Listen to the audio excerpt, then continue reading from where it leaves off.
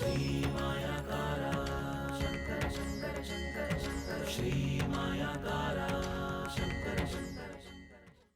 ಗುರುಭ್ಯೋ ನಮಃ. ಮಾಯಕಾರ ಪ್ರಭುವೇ ನಮಃ. ಗಣೇಶ ದೇವಿ ವಾಗ್ದೇವಿ ಮಮ ವಾಕ್ಯ ಸಿದ್ಧಿ ಕುರು ಕುರು ಸ್ವಾಹ. ಓಂ ನಮೋ ಭಗವತಿ ಚಾಮುಂಡೇಶ್ವರಿ ಮಲಯಾಳ ಸ್ವರೂಪಿಣಿ ಸರ್ವಸಿದ್ಧಿ ಕಾರಿಣಿ ಸತ್ಯಂ ಬ್ರೂಹಿ ಸ್ವಾಹ. ಆರಾಧ್ಯ ದೈವನಾಗಿರುವಂತಹ ಮಲೆಮಾದೇಶ್ವರರನ್ನ ಮನದಲ್ಲಿ ನೆನೆಯುತ್ತಾ ವಿದ್ಯಾಗುರುಗಳ ತಂದೆ ತಾಯಿಯ ಪಾದಾರವಿಂದಗಳಿಗೆ ನಮಸ್ಕಾರವನ್ನ ಮಾಡ್ತಾ ಜಗದ್ಗುರು ಪಂಚಾಚಾರ್ಯರನ್ನ ಬಸವಾದಿ ಶರಣರನ್ನ ಮನದಲ್ಲಿ ನೆನೆಯುತ್ತಾ ನನ್ನೆಲ್ಲ ಪ್ರೀತಿಯ ಯೂಟ್ಯೂಬ್ ವಾಹಿನಿಯ ವೀಕ್ಷಕ ಬಂಧುಗಳ ಅಂತರಾತ್ಮಗಳಿಗೆ ನಿಮ್ಮ ಮುಗುರು ಮಧು ದೀಕ್ಷಿತ್ ಮಾಡುವಂತಹ ಪರಿಪೂರ್ಣವಾದಂಥ ನಮಸ್ಕಾರಗಳು. ಹೇಗಿದ್ರಿ ಎಲ್ಲರೂ? ಚೆನ್ನಾಗಿದ್ರಿ ಅಂತ ಕೂಡ ನಾನು ಭಾವಿಸ್ತೇನೆ. ಇಲ್ಲಿ ಪ್ರಮುಖವಾಗಿ ಇವತ್ತಿನ ಸಂಚಿಕೆಯಲ್ಲಿ ಆಷಾಢ ಮಾಸದ ಅವಘಡಗಳು, ಅಂದರೆ ಈ ಮಾಸದಲ್ಲಿ ನಮಗೆ ಆಗಬಹುದಾದಂತಹ ಸಮಸ್ಯೆಗಳೇನು ಅನ್ನುವಂಥ ಅನೇಕ ವಿಚಾರಗಳನ್ನ ಇವತ್ತಿನ ಸಂಚಿಕೆಯಲ್ಲಿ ನಾನು ತಿಳಿಸ್ತಾ ಇದ್ದೇನೆ. ಯಾರೆಲ್ಲ ಇನ್ನು ಸಬ್ಸ್ಕ್ರೈಬ್ ಆಗಿಲ್ಲ, ಫಾಲೋ ಮಾಡಿಲ್ಲ, ದಯವಿಟ್ಟು ಸಬ್ಸ್ಕ್ರೈಬ್ ಮಾಡಿ, ಫಾಲೋ ಮಾಡಿ ಮತ್ತು ಶೇರ್ ಮಾಡಿ. ನೋಡಿ, ಸಾಮಾನ್ಯವಾಗಿ ಕಳೆದ 1.5 ತಿಂಗಳಿಂದ ಈಚೆಗೆ ನಡೀತಾ ಇರುವಂಥ ಅನೇಕ ಘಟನೆಗಳು, ಯುದ್ಧ ಭೀತಿಗಳಿರ್ಬೋದು, ಅಥವಾ ಇಂಡಿಯಾ ಪಾಕಿಸ್ತಾನ್ ನಡೆದಂತಹ ಯುದ್ಧ ಇರ್ಬೋದು, ಅಥವಾ ಪ್ರವಾಸಕ್ಕೆ ಅಂತ ಹೋದವ್ರ ಮೇಲೆ ಗುಂಡಿನ ದಾಳಿಯನ್ನು ನಡೆಸಿರುವಂಥದ್ದು ಇರ್ಬೋದು, ಅಥವಾ ಸಂಭ್ರಮಾಚರಣೆಯಲ್ಲಿ ಬೆಂಗಳೂರಲ್ಲಿ ಇದ್ದಂತಹ ಅಭಿಮಾನಿಗಳು ಕಾಲ್ತುಳಿತದಲ್ಲಿ ಮರಣ ಹೊಂದಿದ್ದಿರ್ಬೋದು, ಅಹಮದಾಬಾದ್ನಲ್ಲಿ ನಡೆದಂತಹ ವಿಮಾನ ಅಪಘಾತದಲ್ಲಿ 100 ಜನ ಮರಣ ಹೊಂದಿದ್ದಂತಿರ್ಬೋದು, ಮತ್ತು ಅನೇಕ ಕಡೆ ಪ್ರವಾಹಗಳು ನಡೀತಾ ಇರುವಂಥದ್ದು, ಭೂಕುಸಿತಗಳು ಕಾಣ್ತಾ ಇರುವಂಥದ್ದು ಎಲ್ಲವೂ ಕೂಡ ನೀವು ಗಮನಿಸ್ತಾ ಇದ್ದೀರಿ. ಇದಕ್ಕೆ ಜ್ಯೋತಿಷ್ಯದ ದೃಷ್ಟಿಕೋನದಲ್ಲಿ ಏನೆಲ್ಲ ವಿಷಯಗಳನ್ನು ತಿಳಿಸಿದ್ದಾರೆ ಅನ್ನುವಂಥದ್ದನ್ನ ನಿಮ್ಮ ಮುಂದಿಡುವಂತಹ ಒಂದು ಪುಟ್ಟ ಪ್ರಯತ್ನವನ್ನು ನಾನು ಮಾಡ್ತಾ ಇದ್ದೇನೆ. ನಮ್ಮಲ್ಲಿ ಜ್ಯೋತಿಷ್ಯ ಭಾಗದಲ್ಲಿ ಅನೇಕ ವಿಭಾಗಗಳಿದೆ. ಅದರಲ್ಲಿ ಹೋರಾಶಾಸ್ತ್ರ, ಸಂಹಿತಾಶಾಸ್ತ್ರ ಪ್ರಮುಖವಾಗಿರುವಂಥದ್ದು. ಈ ಹೋರಾಶಾಸ್ತ್ರದಲ್ಲಿ ಜಾತಕ ಭಾಗಗಳನ್ನು ನೋಡಿದ್ರೆ, ಸಂಹಿತಾ ಶಾಸ್ತ್ರದಲ್ಲಿ ನಿತ್ಯ ನೈಮಿತ್ತಿಕ ನಡೆಯುವಂತಹ ಭೌಗೋಳಿಕ ಘಟನಾವಳಿಗಳನ್ನು ಮುಖ್ಯವಾಗಿ ಈ ಸಂಹಿತಾ ಶಾಸ್ತ್ರದಲ್ಲಿ ನಮಗೆ ತಿಳಿಸ್ಕೊಡ್ತಾರೆ. ನೋಡಿ, ಇದಕ್ಕೆ ಒಂದು ಉದಾಹರಣೆ ಅಂತೆ ಈ ಗ್ರಹಸ್ಥಿತಿಗಳು ನಡೆಯುವಂಥ ಘಟನೆಗಳ ಸೂಚಕರಾಗಿರ್ತಾರೆ. ಅದಕ್ಕೆ ಇಟ್ ಇಸ್ ಇಂಡಿಕೇಟಿವ್ ಸೈನ್ಸ್. ಜ್ಯೋತಿಷ್ಯವನ್ನು ಯಾವಾಗ್ಲೂ ಸೂಚಿತ ಶಾಸ್ತ್ರ ಅಂತೇಳಿ ನಾವು ತೆಗೆದುಕೊಳ್ಬೇಕಾಗ್ತದೆ. ನೋಡಿ, ಒಂದು ಕಡೆ ಹೇಳ್ತಾನೆ, ಜಲಾರಾಶೌ ಯದಿ ಶನಿರಾವು ತಥೋ ದುರಿತಾನಿ ಭವ್ಯಯುಹು ಅಂತ ಹೇಳ್ದ. ಅಂದ್ರೆ ಜಲರಾಶಿಗಳಲ್ಲಿ ಶನಿರಾವು ಜೊತೆಗಿದ್ದಂತಹ ಸಂದರ್ಭದಲ್ಲಿ ಜಲೋಪದ್ರವಗಳು ನಡೆಯುತ್ತದೆ, ಧಾರ್ಮಿಕ ಸಾಮಾಜಿಕ ಕಲಹಗಳು ಜಾಸ್ತಿ ಆಗ್ತದೆ, ಪ್ರಜೆಗಳು ದುಃಖ ನಿರತರಾಗ್ತಾರೆ, ಯುದ್ಧ ಭೀತಿಯನ್ನು ಅನುಭವಿಸ್ತಾರೆ ಮತ್ತು ಮರಣ ಭೀತಿಯನ್ನು ಕೂಡ ಅನುಭವಿಸ್ತಾರೆ. ನೋಡಿ, ಕುಂಭರಾಶಿಯಿಂದ ಶನಿ ಮೀನರಾಶಿಗೆ ಪ್ರವೇಶ ಮಾಡ್ತಾರೆ ಕಳೆದ ತಿಂಗಳು. ಅದೇ ರಾಶಿಯಲ್ಲಿ ರಾಹು ಕೂಡ ಇರ್ತಾರೆ. ಆ ಸಂದರ್ಭದಲ್ಲಿ ನಡೆದಂತಹ ಘಟನಾವಳಿಗಳನ್ನು ನೀವು ಗಮನಿಸೋದಾದ್ರೆ ಅನೇಕ ಕಡೆ ಜಲಸ್ತೋಮಗಳಾಯಿತು, ಅದರ ಜೊತೆಗೆ ಇಂಡಿಯಾ ಪಾಕಿಸ್ತಾನ್ ಯುದ್ಧ ಆಯಿತು, ಅನೇಕರ ಮರಣ ಸಂಭವಿಸ್ತು, ಜೊತೆಗೆ RCBಯ ಸಂಭ್ರಮಾಚರಣೆಯಲ್ಲಿ ಅನೇಕರು ಮರಣ ಹೊಂದಿದ್ರು. ಇದು ನಮಗೆ ಕಾಣಿಸ್ತಾ ಇರುವಂಥ ರೀತಿಯಲ್ಲಿ. ಇನ್ನು ಭೌಗೋಳಿಕವಾಗಿ ಬೇರೆ ಬೇರೆ ಸ್ಥಳಗಳಲ್ಲಿ ಇದಕ್ಕಿಂತ ಯಥೇಚ್ಛವಾದಂಥ ಘಟನೆಗಳು ನಾವು ಸಾಕ್ಷಿಭೂತರಾಗಿ ಕಾಣಲಿಕ್ಕೆ ನಮಗೆ ಸಿಗ್ತಾ ಇರುವಂಥದ್ದು. ನೋಡಿ, ಇದಕ್ಕೆ ಪುಷ್ಟಿ ಕೊಡುವಂತೆ ಇನ್ನೊಂದಷ್ಟು ವಿಚಾರಗಳನ್ನು ಶ್ಲೋಕದ ಮುಖಾಂತರ ನಮಗೆ ತಿಳಿಸ್ಕೊಡ್ತಾರೆ. ಮಂಗಳ ದೃಷ್ಟೆ ರಾವೌ ಸ್ಯಾದ್ದೂರಂತರಂ ನರನಾಶನಂ ಜಲಾಂಬುಪತೆ ದಾರುಣಂ ವ್ಯಸನಂ ಬಹು ಮೃತ್ಯವಹ ಅಂತ ಹೇಳ್ಬಿಟ್ರು. ಅಂದ್ರೆ ಈ ರಾವು ಗ್ರಹವನ್ನ ಕುಜ ಏನಾದ್ರೂ ಗೋಚಾರದಲ್ಲಿ ನೀಚ ಸ್ಥಾನದಿಂದ ದೃಷ್ಟಿಸಿದ್ರೆ, ನೋಡಿ ರಾವು ಈಗ ಪ್ರೆಸೆಂಟ್ ಕುಂಭರಾಶಿಗೆ ಬಂದ್ಬಿಟ್ರು. ಕರ್ಕಾಟಕ ರಾಶಿಯಲ್ಲಿ ನೀಚ ಸ್ಥಾನದಲ್ಲಿರುವಂತಹ ಕುಜ ಅಗ್ನಿಕಾರಕ ಮತ್ತು ವಾಯುಕಾರಕ ಸಂಬಂಧ. ನೋಡಿ, ಕುಜ ಏನ್ ಮಾಡ್ದ? ರಾಹುವಿನ ದೃಷ್ಟಿಯನ್ನ ಮಾಡ್ದ. ಅಂದ್ರೆ 8ನೇ ಮನೆಯ ದೃಷ್ಟಿ ರಾವು ಮೇಲೆ ಬಿತ್ತು. ಇದರಿಂದ ಏನೆಲ್ಲ ಆಗತ್ತೆ ಅನ್ನುವಂಥದ್ದನ್ನು ಹೇಳ್ತಾ ಇದ್ದಾರೆ ಇವರು ಈ ಶ್ಲೋಕದಲ್ಲಿ. ದುರಂತಗಳು ಸಂಭವಿಸ್ತದಂತೆ, ಜಲಮಾರ್ಗಗಳಲ್ಲಿ, ವಾಯು ಮಾರ್ಗಗಳಲ್ಲಿ, ಅಂದ್ರೆ ನೀರಿನಲ್ಲಿ ಮತ್ತು ವಿಮಾನದಲ್ಲಿ, ಅಂದ್ರೆ ಈ ತರದ ಅಪಘಾತದ ಘಟನೆಗಳು ನಡೆಯುತ್ತೆ, ದುಃಖಕರವಾಗಿರುವಂಥ ಘಟನೆಗಳು ನಡೆಯುತ್ತೆ, ಗುಂಪು ಕಾರ್ಯಕ್ರಮಗಳಲ್ಲಿ ಜನರ ಸಾವು ನೋವು ಉಂಟಾಗಬಹುದು. ನೀಚಸ್ಥೆ ಕುಜೇನೃಣಂ ರಕ್ತಪಾತ ಸದುರ್ಮತಿ ಅಂತ ಹೇಳಿದ್ರು. ಅಂದ್ರೆ ಕುಜನು ನೀಚ ರಾಶಿಯಲ್ಲಿದ್ದರೆ ರಕ್ತಪಾತ ದುರ್ಮತಿಗೆ ಕಾರಣ ಆಗ್ತದೆ. ರಾವು ಕುಂಭಗತ ಶತ್ರು ಸಂಘರ್ಷ ಪ್ರಯಚ್ಛತಿ. ರಾವು ಕುಂಭರಾಶಿಯಲ್ಲಿ ಸ್ಥಿತನಾಗಿದ್ದಾಗ ಶತ್ರು ಮತ್ತು ಗುಂಪುಗಳಲ್ಲಿ ಘರ್ಷಣೆ ಉಂಟು ಮಾಡುತ್ತದೆ. ಜಲಸ್ಥಿತೇ ಶನಿ ಪಾಪಂ ನದಿ ದೌರ್ಗತ್ಯ ಮಾದಿತೇಶ್ ಅಂತ ಹೇಳ್ಬಿಟ್ರು. ಅಂದ್ರೆ ಜಲರಾಶಿಯಲ್ಲಿ ಶನಿ ಇದ್ರೆ, ಅಂದ್ರೆ ಮೀನರಾಶಿಯಲ್ಲಿ ಇರುವಂತದ್ದು ಶನಿ, ನದಿಗಳಲ್ಲಿ ದುಸ್ಥಿತಿ, ಅಪಘಾತ, ವಿಪತ್ತು ಸಂಭವಿಸುತ್ತದೆ. ನೋಡಿ, ಇದಿಷ್ಟು ಘಟನೆಗಳ ಬಗ್ಗೆ ನಮಗೆ ಉಲ್ಲೇಖಗಳಿರುವಂಥದ್ದು. ಅದಕ್ಕೆ ನಾವು ಯಾವಾಗಲೂ ಜ್ಯೋತಿಷ್ಯವನ್ನ ಒಂದು ರಿಸರ್ಚ್ ಸಬ್ಜೆಕ್ಟ್ ಆಗಿ ನಾವು ತೆಗೆದುಕೊಳ್ಳುವಂತಹ ಅವಶ್ಯಕತೆ ಇದೆ. ನೋಡಿ, ಈಗ ಘಟನೆಗಳನ್ನ ಈ ಇಷ್ಟು ಶ್ಲೋಕಗಳ ಮೇಲೆ ನಾವು ನೋಡೋದಾದ್ರೆ, ಅನೇಕ ಕಡೆ ಪ್ರವಾಹಗಳಾಯ್ತು, ಅಲ್ಲಿ ಅನೇಕ ಕಡೆ ನದಿಗಳು ಉಕ್ಕಿ ಹರಿತು, ಯುದ್ಧ ಭೀತಿಗಳನ್ನ ನೋಡಿದ್ವಿ. ನಮ್ಮ ನೇಟಿವ್ ಅಂತ ಬಂದಾಗ ಭಾರತ ಪಾಕಿಸ್ತಾನದ ಯುದ್ಧವನ್ನ ನೋಡಿದ್ವಿ, ರಕ್ತಪಾತವನ್ನ ನೋಡಿದ್ವಿ, ಗುಂಪು ಮರಣವನ್ನ ನಾವು ನೋಡಿದ್ವಿ, ಮೊನ್ನೆ ವಿಮಾನ ಅಪಘಾತವನ್ನ ನೋಡಿದ್ವಿ, 100 ಜನ ಸಾಮೂಹಿಕವಾಗಿ ಗುಂಪು ಮರಣವನ್ನ ನಾವು ನೋಡಿದ್ವಿ. ಈ ಎಲ್ಲ ವಿಷಯಗಳ ಬಗ್ಗೆ ನಮಗೆ ಶ್ಲೋಕಗಳಲ್ಲಿ ಉಲ್ಲೇಖ ಇರುವಂಥದ್ದು. ಹಾಗಾದ್ರೆ ಮುಂದೆ ಬರುವಂತಹ ಆಷಾಢ ಮಾಸ ಅಂತ ಏನ್ ಹೇಳ್ತೀವಿ, ಮುಂದಿನ ಗ್ರಹಚಾರವನ್ನ ನಾವು ನೋಡೋದಾದ್ರೆ ಹೇಗಿದೆ? ಅಂಗಾರಕ ಸಿಂಹೆ ಕೇತುನಾ ಸಹ ಸಂಯುಕ್ತ ರಾವು ದೃಷ್ಟೋಯಿತೋ ನಿಪಾತ ಸಮರ್ಥ ಭವೇತ್ ಅಂತ ಹೇಳ್ಬಿಟ್ರು. ಅಂದ್ರೆ ಸಿಂಹರಾಶಿಯಲ್ಲಿ ಕುಜ ಕೇತು ಇರುವಂತ ಸಂದರ್ಭದಲ್ಲಿ ರಾಹುವಿನ ದೃಷ್ಟಿ ಅಂದ್ರೆ 7ನೇ ಕುಂಭರಾಶಿಯ ದೃಷ್ಟಿ ಇರೋದ್ರಿಂದ ಆ ಸಂದರ್ಭದಲ್ಲಿ ಪ್ರಬಲವಾದ ವಿಪತ್ತುಗಳು ಸಂಭವಿಸುತ್ತದೆ. ಅಂದ್ರೆ ಇನ್ನು ಅನೇಕ ಘಟನಾವಳಿಗಳಿಗೆ ನಾವು ಸಾಕ್ಷಿ ಆಗ್ಬೇಕಾಗ್ತದೆ. ಆಲ್ಮೋಸ್ಟ್ ಜುಲೈ 27-28ನೇ ತಾರೀಕುವರೆಗೆ ಕುಜ ಕೇತುರ್ ಯದಿ ಯೋಗ ಸಿಂಹರಾಶೇ ರಾವು ದೃಷ್ಟಯ ಗಾಢನಾಶೋ ಜನಗಾತಶ್ಚ ವಾಯುಜಾನಂಚ ಸಂಕಟಂ. ಇಲ್ಲಿ ಏನ್ ಹೇಳ್ತಾ ಇದ್ದಾರೆ, ಕುಜ ಮತ್ತು ಕೇತು ಸಿಂಹರಾಶಿಯಲ್ಲಿ ಜೊತೆಗಿದ್ದು ರಾಹುವಿನ ದೃಷ್ಟಿಗೊಳಪಟ್ರೆ ಗಾಳಿಯ ಆಧಾರದ ಅಪಘಾತಗಳು ಸಂಭವಿಸುತ್ತಂದ್ರೆ ವಾಯುಯಾನದಲ್ಲಿ ಅಪಘಾತಗಳು, ವಿಮಾನ ನಾಶ, ಗುಂಪು ಮರಣ ಸಂಭವಿಸ್ತದೆ ಅಂತ ಹೇಳಿದ್ರು. ಈ ಘಟನೆ ನಮಗೆ ಜೂನ್ 12ನೇ ತಾರೀಕು ಹಮಾಬಾದಲ್ಲಿ ನಡೆದಂತ ವಿಮಾನ ಅಪಘಾತವನ್ನ ಇಲ್ಲಿ ನಾವು ಸ್ಮರಿಸ್ಬೋದು. ಈ ಶ್ಲೋಕ ಎಷ್ಟು ಅದ್ಭುತವಾಗಿ ನಮಗೆ ತಿಳಿಸಿದೆ ಅನ್ನುವಂಥದ್ದನ್ನ ಕೂಡ ನಾವು ಇಲ್ಲಿ ಗಮನಿಸ್ಬೋದು. ಈಗ ಆಷಾಢ ಮಾಸ ಹೇಗಿರುತ್ತೆ ಅನ್ನುವಂಥ ವಿಚಾರಗಳ ಬಗ್ಗೆ ಬಂದ್ರೆ, ಇನ್ನು ಮುಂದೆ ಆಷಾಢ ಮಾಸದ ಫಲಗಳು ಇನ್ನು 1 ತಿಂಗಳು ಹೇಗಿರುತ್ತೆ? ಯಾಕಂದ್ರೆ ನೋಡಿ, ನಮ್ಮ ಜ್ಯೋತಿಷ್ಯ ಎಷ್ಟು ಬ್ಯೂಟಿಫುಲ್ ಆಗಿದೆ ಅಂದ್ರೆ, ಮೇಷರಾಶಿಯಲ್ಲಿ ರವಿ ಇದ್ದಾಗ ಬಿಸಿಲು ಜಾಸ್ತಿ ಇರುತ್ತೆ ಬಿಕಾಸ್ ಆಫ್ ಅಗ್ನಿ ತತ್ವ. 2ನೇದು ವೃಷಭ ರಾಶಿಯಲ್ಲಿ ರವಿ ಬಂದಾಗ ವಾತಾವರಣ ಸ್ವಲ್ಪ ಸಮಾಧಾನವಾಗಿರುತ್ತೆ ಬಿಕಾಸ್ ಆಫ್ ಭೂತತ್ವ. ನೋಡಿ, ಮಿಥುನ ರಾಶಿ ವಾಯು ತತ್ವ ರಾಶಿ, ಮಿಥುನ ರಾಶಿಗೆ ರವಿ ಬಂದ ತಕ್ಷಣನೇ ಗಾಳಿ ಜಾಸ್ತಿ ಆಗುತ್ತೆ. ಇದೆಲ್ಲವನ್ನ ಕೂಡ ಈ ಗಾಳಿ ಮತ್ತು ಮುಂದೆ ಬರುವಂತಹ ಜಲರಾಶಿ ಮಳೆ, ಈ ಗಾಳಿ ಮಳೆ ಬಿರುಗಾಳಿ ಚಂಡಮಾರುತದ ರೀತಿಯ ಘಟನೆಗಳೇನಾದ್ರೂ ಸಂಭವಿಸಬಹುದಾ ಈ ಆಷಾಢ ಮಾಸದಲ್ಲಿ ಅನ್ನೋದಕ್ಕೆ ಕೂಡ ಈ ಉಲ್ಲೇಖ ಇದೆ. ಆಷಾಢೇ ಕುಜಕೇತುಭ್ಯಾಂ ಸಿಂಹಸ್ಥೆ ಸಹ ಸಂಯುತೆ ರಾವುನೇ ಕ್ಷಿಪ್ರ ದೃಷ್ಟಿಚ ವೈಮಾನಿಕ ದುಃಖದಾಯಕ ಅಂತ ಹೇಳ್ಬಿಟ್ಟು. ಅಂದ್ರೆ ಈ ಮಾಸಗಳಲ್ಲಿ, ಅಂದ್ರೆ ಈ ಮುಂದಿನ ದಿನಾಂಕಗಳಲ್ಲಿ, ಇವತ್ತಿಂದ ಅಂತ ಅನ್ಕೊಳ್ಳಿ, ಯಾಕಂದ್ರೆ ಇದನ್ನ 2 ದಿನದ ಹಿಂದೆಯಿಂದ ಕೂಡ ನಾನು ಸಾಮಾಜಿಕ ತಾಣದಲ್ಲಿ ಒಂದು ಆರ್ಟಿಕಲ್ ನ ಮಾಡಿ ಪೋಸ್ಟ್ ಮಾಡಿದ್ದೆ. ಅದನ್ನ ಒಂದು ವಿಜುವಲ್ ಆಗಿ ಮೌಖಿಕವಾಗಿ ನಿಮಗೆ ತಿಳಿಸುವಂತ ಉದ್ದೇಶದಿಂದ ನಾನು ತಿಳಿಸ್ತಾ ಇರುವಂತದ್ದು.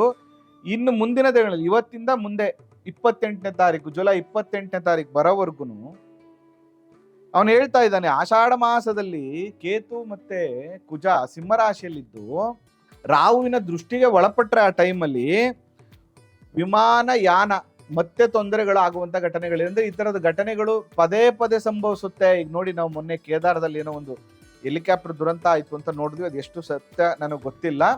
ಅಂದ್ರೆ ಈ ರೀತಿಯ ಘಟನೆಗಳು ಮರುಕಳಿಸುತ್ತೆ. ಮತ್ತೆ ಈಗ ಇರಾನ್ ಇಸ್ರೇಲ್ ಜಾಗದಲ್ಲಿ ಯುದ್ಧಗಳು ಪ್ರಾರಂಭ ಆಗಿರುವಂಥದ್ದು ಅನ್ನುವುದನ್ನು ಕೂಡ ನಾವು ನೋಡ್ತಾ ಇರುವಂಥದ್ದು. ಯಂತ್ರೋತ್ಪತ್ತಿಯಲ್ಲಿ ದುಃಖಕಾರಿಯಾದ ಘಟನೆಗಳು ಸಂಭವಿಸುತ್ತದೆ ಮತ್ತು ದುಃಖ ಮತ್ತು ಮರಣ ಭೀತಿಯನ್ನ ನಾವು ಅನುಭವಿಸ್ಬೇಕಾಗ್ತದೆ. ಅದಕ್ಕೆ ಇಲ್ಲಿ ನೋಡಿ, ಯಾವ್ಯಾವ ಡೇಟ್ ಇಂದ ಶುರುವಾಗತ್ತೆ. 8ನೇ ತಾರೀಕು ನಂತರ ರಾಜಕೀಯ ತೊಂದರೆ, ದೊಡ್ಡವರಿಗೆ ಆರೋಗ್ಯ ಸಮಸ್ಯೆ, ವಿದ್ಯುತ್ ಸ್ಫೋಟ, ಅಗ್ನಿ ದುರಂತಗಳು ಸಂಭವಿಸುತ್ತದೆ, ನಡೀತಾ ಇದೆ. ಮತ್ತೆ 10, 11, 12, 13, 14ನೇ ತಾರೀಕು ಜೂನು ಯಂತ್ರೋಪಕರಣದ ವಿಫಲತೆ, ವಿಮಾನ ಅಪಘಾತ, ಯುದ್ಧ, ವಾಹನ ದುರಂತವನ್ನ ಇಂಡಿಕೇಟ್ ಮಾಡ್ತಾ ಇದೆ. ಇದು ಅತ್ಯಂತ ಗರಿಷ್ಠವಾದ ದಿನಗಳು, ಅಂದ್ರೆ ಅತ್ಯಂತ ಕೆಟ್ಟ ದಿನಗಳು ಅಂತೇಳಿ ಉಲ್ಲೇಖವನ್ನ ಮಾಡ್ತಾ ಇರುವಂತದ್ದು. ಇನ್ನು 15ನೇ ತಾರೀಕು ರಾಜಕೀಯ ತಿರುವು, ಭೌಗೋಳಿಕವಾಗಿ ಅಶಾಂತಿ, ದುರ್ಘಟನೆಗಳು, ಆತ್ಮಹತ್ಯೆ, ಹೊಸ ರೋಗ ಬಾಧೆಗಳು ಉತ್ಪತ್ತಿ ಆಗುವಂತ ಸಾಧ್ಯತೆ ಇರ್ತದೆ. 17ನೇ ತಾರೀಕಿಂದ ಬಾಂಬ್ ಸ್ಫೋಟ, ಅಪಘಾತ, ಸೈನಿಕ ಕ್ಷೇತ್ರದಲ್ಲಿ ವಿಶೇಷ ಚಟುವಟಿಕೆಗಳನ್ನ ನಾವು ನೋಡ್ಬೇಕಾಗ್ತದೆ. ಇನ್ನು 20, 21, 22 ಜಲ ಸಂಬಂಧಿತ ಅಪಘಾತಗಳು, ಸಾಗರ, ಬಂಗಾರ ಕೊಲ್ಲಿಯಲ್ಲಿ ಚಂಡಮಾರುತಗಳು ಸಂಭವಿಸುವಂತ ಸಾಧ್ಯತೆಗಳಿರ್ತದೆ. ಮಾನಸಿಕ ಒತ್ತಡದಿಂದ ಕ್ರೌರ್ಯಗಳು ಜಾಸ್ತಿ ಆಗುವಂತಹ ಸಾಧ್ಯತೆಗಳು ಕೂಡ ಇಲ್ಲಿಂದ ಆಚೆಗೆ ಜಾಸ್ತಿ ಆಗುತ್ತೆ. ಇನ್ನು 24/6/2025 ಕಾರ್ಖಾನೆ, ಲ್ಯಾಬ್, ವಿದ್ಯುತ್ ಘಟಕದಲ್ಲಿ ಸ್ಫೋಟ, ಗ್ಯಾಸ್ ಅಪಘಾತಗಳಿಗೆ ಸಂಬಂಧಪಟ್ಟಂತ ಇನ್ಸಿಡೆಂಟ್ಗಳನ್ನು ನಾವು ನೋಡ್ಬೇಕಾಗ್ತದೆ.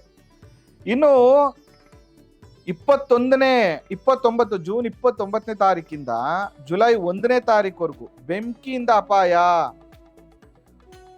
ಊಟದ ಎಡವಟ್ಟಿನಿಂದ ಅಂದ್ರೆ ಫುಡ್ ಪಾಯ್ಸನ್ ಆಗುವಂತ ಸಾಧ್ಯತೆ, ಆ ಫುಡ್ ಪಾಯ್ಸನ್ ಇಂದ ಅನೇಕರಿಗೆ ತೊಂದರೆ ಆಗುವಂತದ್ದು ಇರ್ತದೆ. ವೈದಿಕ ತುರ್ತನ್ನ ನಾವು ನೋಡ್ಬೇಕಾಗ್ತದೆ.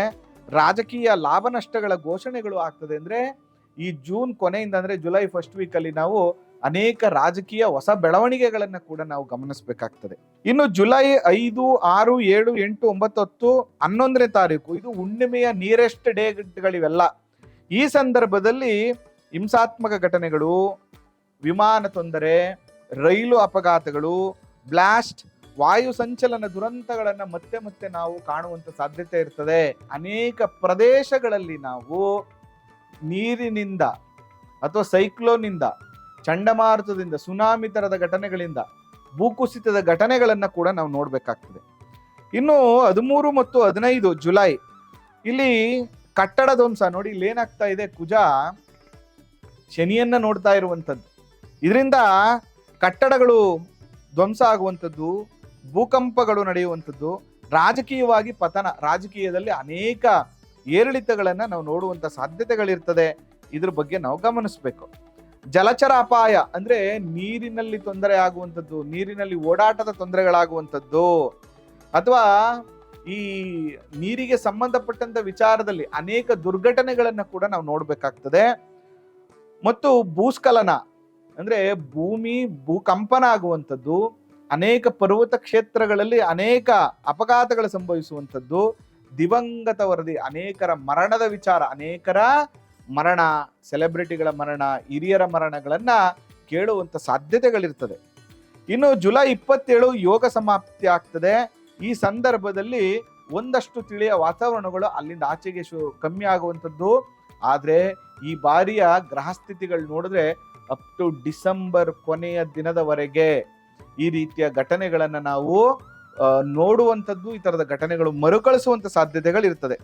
ಒಟ್ಟಾರೆಯಾಗಿ ನಾವು ಇವತ್ತಿಂದ ಅಂದ್ರೆ ಜೂನ್ 14ನೇ ತಾರೀಕಿಂದ ಜುಲೈ 28ನೇ ತಾರೀಕುವರೆಗೆ ವಿಮಾನ, ರೈಲು ಅಪಘಾತಗಳು, ಬೆಂಕಿ ದುರಂತ, ಎಲೆಕ್ಟ್ರಿಕ್ ಶಾಕ್, ಪ್ರವಾಹ, ಜಲದ ದುರಂತಗಳು, ಕಟ್ಟಡದ ಕುಸಿತ, ಕಾರ್ಖಾನಾ ಸ್ಫೋಟ, ಮಾನಸಿಕ ಅಸ್ಥಿರತೆ, ಹೊಸ ರೋಗ ಬಾಧೆಗಳು, ಗಡಿಭಾಗ ಮತ್ತು ಆರ್ಮಿ ಅಂದ್ರೆ ಸೈನಿಕರು ಅಂತ ಏನು ಹೇಳ್ತೀವಿ, ಗಡಿಭಾಗದಲ್ಲಿ ಅಲ್ಲಿ ಸಂಘರ್ಷಗಳು, ರಾಜಕೀಯ ಪತನ, ಭಾರಿ ಘೋಷಣೆಗಳನ್ನ ನಾವು ನೋಡ್ಬೇಕಾಗ್ತದೆ. ಈ 1.5 ತಿಂಗಳಿದೆಯಲ್ಲ, ಒಂದಷ್ಟು ಎಚ್ಚರಿಕೆಯನ್ನ ತಗೊಳ್ಳಿಲ್ಲ ಅಂದ್ರೆ ಅನೇಕ ದುರ್ಘಟನೆಗಳು ಸಂಭವಿಸುವಂತ ಸಾಧ್ಯತೆಗಳು ಇರ್ತದೆ. ಇನ್ನು ಭೌಮಶ್ಚ ಶನಿನಾ ದೃಷ್ಟ ಪರ್ವತೆ ಭೂಮಿ ದೈನ್ಯಕೃತು ಭೂಚಲಿತಂ ಭೂಪಾತಶ್ಚ ಜಲಪಾತೋದ ನಾಶಕಂ ಅಂದ್ರೆ ಭೌಮಶ್ಚ ಶನಿನಾ ದೃಷ್ಟ ಪರ್ವತೆ ಭೂಮಿ ದೈನ್ಯಕೃತು ಭೂಚಲಿತಂ ಭೂಪತಶ್ಚ ಜಲಪಾತೋ ಅತನಾಶನಂ ಅಂತ ಹೇಳಿದ್ರು. ಅಂದ್ರೆ ಕುಜನು ಶನಿಯನ್ನ ನೋಡುವಂತ ಸಂದರ್ಭದಲ್ಲಿ ಅಂದ್ರೆ ಅವರು ಪರ್ವತ, ಈಗ ಸಿಂಹ ರಾಶಿಯನ್ನ ಅರ್ಧ ಪರ್ವತ ರಾಶಿ ಅಂತ ಕರಿತೀವಿ, ಮೀನರಾಶಿಯನ್ನ ಜಲರಾಶಿ ಅಂತ ಕರಿತೀವಿ. ಅಂದ್ರೆ ಈ ಪರ್ವತ ರಾಶಿಗಳಲ್ಲಿದ್ದಂಥ ಸಂದರ್ಭದಲ್ಲಿ ಪರ್ವತ ಪ್ರದೇಶಗಳಲ್ಲಿ ಭೂಚಲನೆಯ ಮೂಲಕ ಕುಸಿತ ಉಂಟಾಗುವಂಥದ್ದು, ಭೂಕುಸಿತ, ಪರ್ವತ ಕುಸಿತಗಳಾಗುವಂಥದ್ದು, ನಾಶ ಉಂಟಾಗುವಂತ ಸಾಧ್ಯತೆ ಇರ್ತದೆ.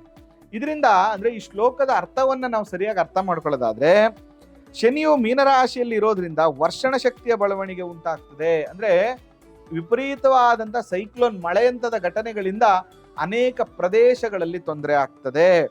ಮತ್ತು ಈ ರೈತರಿಗೆ ಈ ಮಾಸದಲ್ಲಿ ಬೆಳೆ ಬೆಳೆದಿರ್ತಾರೆ ಅಥವಾ ಬಿತ್ತನೆ ಮಾಡಬೇಕು ಅಂತಿರ್ತಾರೆ, ಅವ್ರಿಗೆ ಸರಿಯಾದ ಕೆಲಸವನ್ನ, ರೈತಾಪಿ ಜನರು ಸರಿಯಾಗಿ ಕೆಲಸವನ್ನ ಮಾಡಿ ಬೆಳೆಯನ್ನ ತೆಗಿಲಿಕ್ಕೆ ಆಗದೇ ಇರುವಂತ ಪರಿಸ್ಥಿತಿಯನ್ನ, ಜಲಸ್ತೋಮಾದಿಗಳನ್ನ ನಾವು ನೋಡ್ಬೇಕಾಗ್ತದೆ. ಮತ್ತು ಆಷಾಢ ಮಾಸದಲ್ಲಿ ಪೂರ್ಣಚಂದ್ರ ಮತ್ತು ಅಮಾವಾಸ್ಯೆ, ಹುಣ್ಣಿಮೆ ಅಮಾವಾಸ್ಯೆ ಟೈಮಲ್ಲಿ ಮಳೆ ವ್ಯತ್ಯಾಸ ಆಗಿ ಭೂಕುಸಿತಕ್ಕೆ ಕಾರಣವಾಗುವಂತ ಸಾಧ್ಯತೆಗಳಿರ್ತದೆ.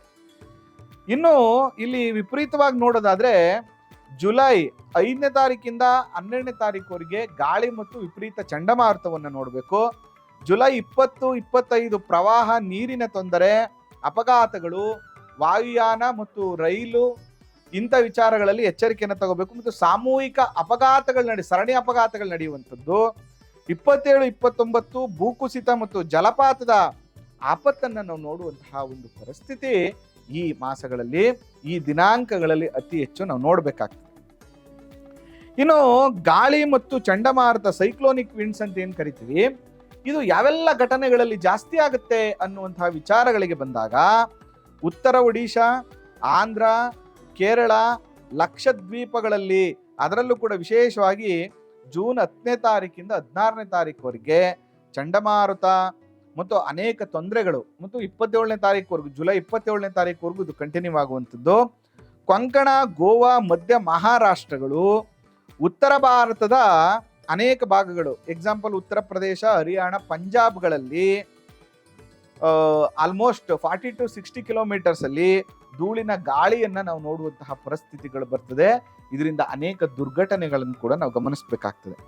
ನೋಡಿ, ಇನ್ನು ಪ್ರವಾಹ ಮತ್ತು ಭೂಕುಸಿತ ಅಂತ ಬಂದಾಗ ಕರ್ನಾಟಕ, ದಕ್ಷಿಣ ಮಲೆನಾಡು, ಕೋಸ್ಟಲ್ ಜಿಲ್ಲೆಗಳು ಅಂದ್ರೆ ಶಿವಮೊಗ್ಗ, ಮೈಸೂರು, ಮಂಗಳೂರು, ದಾವಣಗೆರೆ ಜಿಲ್ಲೆಯಲ್ಲಿ ಭಾರೀ ಮಳೆಯ ನಿದರ್ಶನ, ಪ್ರವಾಹ, ಭೂಕುಸಿತ ಅಪಾಯಗಳನ್ನು ನಾವು ನೋಡಬೇಕಾಗ್ತದೆ. ಇನ್ನು ಉತ್ತರ ಹಿಮಾಲಯ ಪ್ರದೇಶಗಳು, ಉತ್ತರ ಕರ್ನಾಟಕದ ಪರ್ವತ ಭಾಗಗಳಲ್ಲಿ ಕೂಡ ಈ ಭೂಕುಸಿತಗಳನ್ನ ಮತ್ತು ಫ್ಲಶ್ ಫ್ಲಡ್ ಅಂತ ಏನ್ ಕರಿತೀವಿ, ಈ ತರದ ಘಟನೆಗಳು, ಪುನಃ ಭೂಕುಸಿತಗಳನ್ನ ನಾವು ನೋಡ್ಬೇಕಾಗ್ತದೆ. ಅಸ್ಸಾಂ, ಮಿಜೋರಾಂ, ಮೇಘಾಲಯಗಳಲ್ಲಿ ಕೂಡ ಭೂಕುಸಿತ, ಪ್ರವಾಹ, ಅಪಘಾತಗಳನ್ನ ಮತ್ತು ಅನೇಕ ಸಾಮೂಹಿಕ ಮರಣ ಭೀತಿಗಳನ್ನ ಕೂಡ ನಾವು ಇಲ್ಲಿ ಗಮನಿಸಬೇಕಾಗ್ತದೆ. ಇನ್ನು ವಾತಪಾತೆ ಶನಿ ಕುಜೌ ಪರ್ವತಸ್ಥೆ ಸಮಾಗತವು ಭೂಚಲೋ ಜಲಪಾತಶ್ಚ ಘಾತಕೋ ಜನವಿಪ್ಲವ ಅಂತ ಹೇಳಿದ್ರು. ಅಂದ್ರೆ ಇಲ್ಲಿ ನಾವು ಗಮನಿಸಬೇಕಾಗಿರುವಂಥದ್ದೇನೆಂದ್ರೆ, ಶನಿ ಮತ್ತು ಕುಜ ಪರ್ವತ ಪ್ರದೇಶ ಅಂದ್ರೆ ಪರ್ವತ ರಾಶಿಗಳಲ್ಲಿ ಇರುವಂತ ಸಂದರ್ಭದಲ್ಲಿ, ಈಗ ಆಲ್ರೆಡಿ ಇದ್ದಾರೆ. ಈಗ ಕುಜ ಪರ್ವತ, ಅರ್ಧ ಪರ್ವತ ರಾಶಿಯಲ್ಲಿ ಮತ್ತು ಜಲರಾಶಿಯಲ್ಲಿ, ಮೀನರಾಶಿಯಲ್ಲಿ ಶನಿ ಸ್ಥಿತನಾಗಿರೋದ್ರಿಂದ ತೀವ್ರ ಗಾಳಿ ಬೀಸಲು ಸಾಧ್ಯತೆ ಇದೆ, ಭೂಕುಸಿತಗಳ ಸಾಧ್ಯತೆ ಇದೆ, ಜಲಪಾತದ ಉಗ್ರ ರೂಪಗಳನ್ನ ನೋಡುವಂಥದ್ದು ಮತ್ತು ಜನಸಾಮಾನ್ಯರ ಜೀವನದಲ್ಲಿ ಅನೇಕ ತೊಂದರೆಗಳನ್ನ ನಾವು ನೋಡ್ಬೇಕಾಗ್ತದೆ. ಒಟ್ಟಾರೆಯಾಗಿ ಈ ಕಾಂಬಿನೇಷನ್, ಈ ಶ್ಲೋಕದ ಕಾಂಬಿನೇಷನ್ ಏನ್ ಹೇಳುತ್ತೆ, ಸ್ಫೋಟ, ವಿಮಾನ ದುರಂತ, ಗಾಳಿ, ತೀವ್ರ ಅಪಘಾತ, ಭಾರೀ ಘಟನೆಯಿಂದ ಜನಹಾನಿ, ಈ ತರದ ಅನೇಕ ವಿಚಾರಗಳನ್ನ ನಾವು ಈ ಜುಲೈ 28ನೇ ತಾರೀಕುವರೆಗೂ ನೋಡುವಂತಹ ಒಂದು ಪರಿಸ್ಥಿತಿ ಬರ್ತದೆ.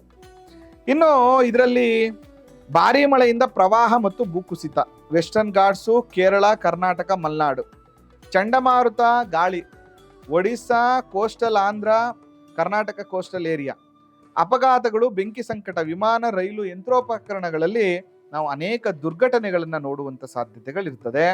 ಅದರಲ್ಲೂ ಕೂಡ ಜೂನ್ ಇದೆಯಲ್ಲ, ಈ ಜೂನ್ ಇವತ್ತಿಂದ 14ನೇ ತಾರೀಕಿಂದ ಅಂತ ಅನ್ಕೊಳ್ಳೋಣ, ಇಲ್ಲಿವರೆಗೆ ನಡೆದಿರುವಂತ ಅಷ್ಟು ಘಟನೆಗಳಿಗೆ ನಾವು ಒಂದಷ್ಟು ಆಧಾರಗಳನ್ನು, ಶ್ಲೋಕಗಳು, ಸಂಹಿತ ಶಾಸ್ತ್ರದ ವಿಷಯಗಳನ್ನು ಕೊಟ್ಟಿದ್ದೀನಿ.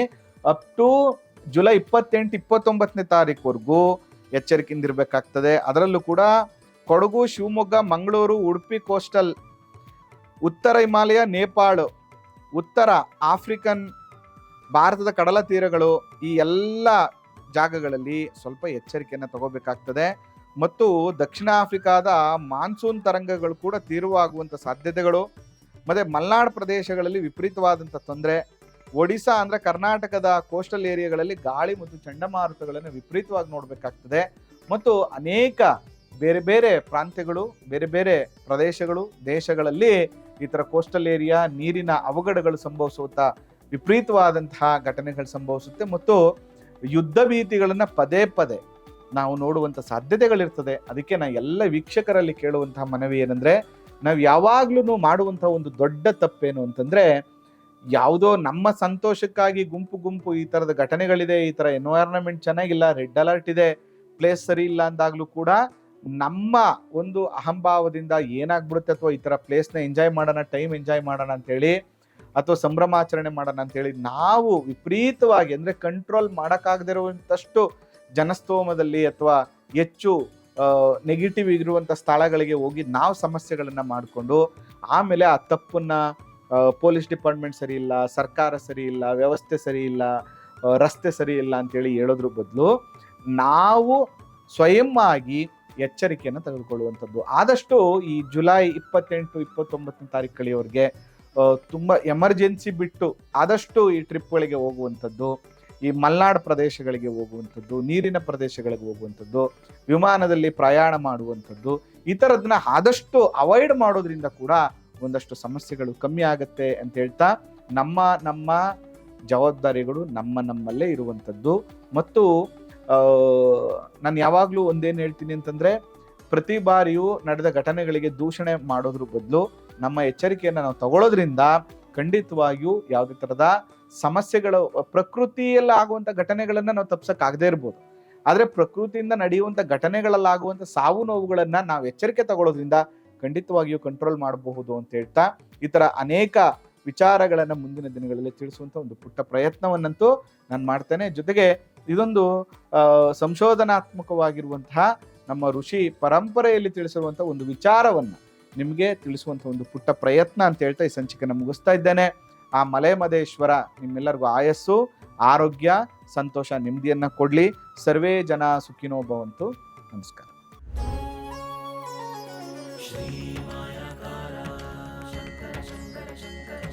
ಶ್ರೀ